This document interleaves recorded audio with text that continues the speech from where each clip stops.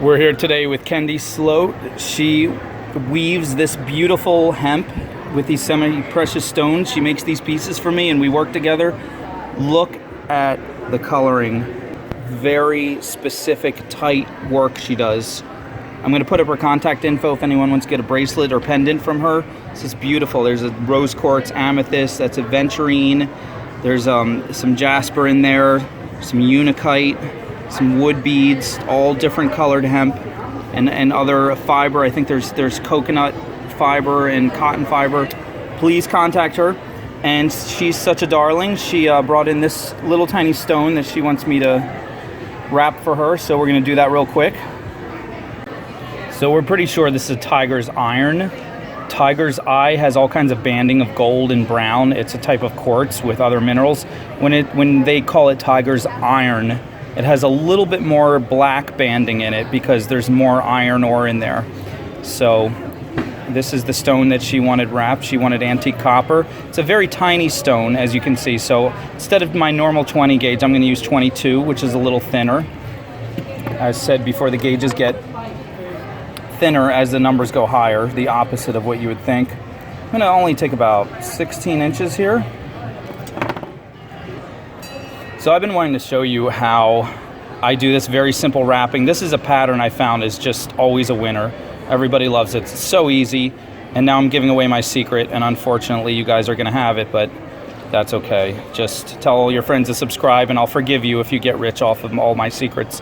So this is about 16 inches. I'm putting it through to the midway point. I love when stones are drilled straight up through the entire stone. It makes it so easy to wrap. So once we come through here, we're gonna crimp it on each side like this. Crimp, crimp. And then we're gonna come around, if I don't bump the camera, make ourselves a little loop right there. You gotta be careful, 22 gauge is extra flimsy when you're first starting out, not when you're finished, if you do it right, but you don't want it to wiggle up and down too much. You wanna try to make it as tight as you can. And then I fold this over the top. This will work for bigger stones too. Like I've done this for stones that are like 5 times the size, of course with 20 gauge, and then we're gonna cross these two. And again, this is, I name all my little moves. I call this the do-si-do swirl. It's like two people who linked arms and they're gonna run around each other in a square dance. So we wrap the wire and then we just start following each piece of wire around, follow it around. And you can go around as many times as you want until the swirl is the size you like. And then when you're done, you bring the two ends together, or you can separate them, whatever you like. I like to separate them partially and have them come off slightly different angles like this, and then wrap around. Just bang the camera to make it interesting.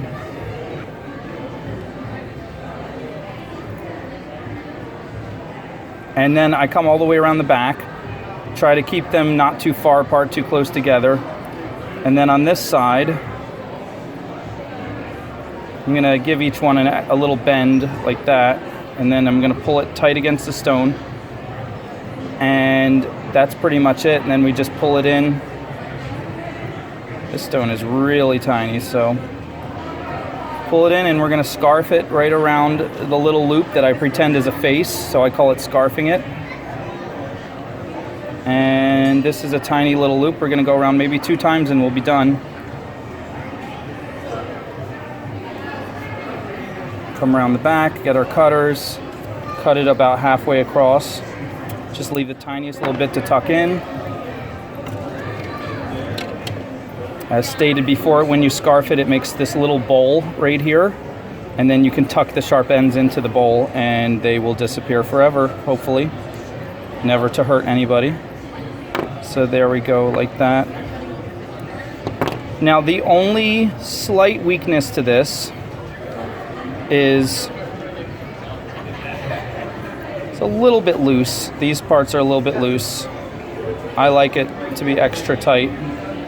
So I'm just gonna come in back here and I'm gonna squeeze it tight like this, and I'm gonna straight perpendicular to the stone, squeeze hard so you don't slip.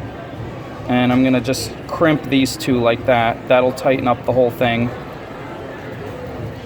You can put crimps everywhere. They make like a little jagged lightning bolt design. You don't have to. If you don't want to show them, you can do it in the back, but it tightens up the wire as well as looking cool sometimes. But there you have it. See, there's still a little bit of a looseness there. Sometimes that's cool. I kind of like it. I'm going to leave it. I'm going to press this swirl a little bit tighter. And now we can put it on a quarter chain with like 3 or 4 jump rings. You add extra jump rings so it doesn't spin around as much. And we are done. I didn't forget Kendi's beautiful hemp work, so I'm going to give you her contact info if you want to commission her to make you a piece. Her prices are really reasonable, and she is just super talented. There you go. Kendi's little necklace fits right in with all of her beautiful work. As you can see, voila. You thought this might have been a tutorial on how to do the hemp weaving, and I tricked you. Ha ha ha ha ha. You're going to have to contact her, and she'll make you a beautiful piece. Trust me, it'll be worth it totally.